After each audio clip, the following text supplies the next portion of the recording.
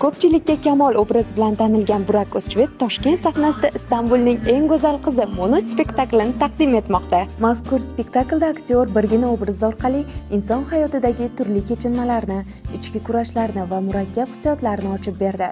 Burak O'zchivitni kinolarda rollarini ko'rganmiz, lekin bu spektaklni birinchi marta namoyish qilyapti. Sizningcha u qanchalik uddaladi? Ya'ni kino bilan teatrni juda katta farqi bor.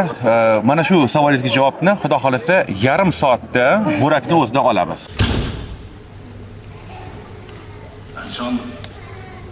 Ben çalmadım. Ne bakıyorsun öyle? Ne bakıyorsun? Turk aktyori Burak O'zchivit ilk spektaklni namoyish qilyapti. Umuman olganda Burak O'zchivitning ijodiga qanday qaraysiz?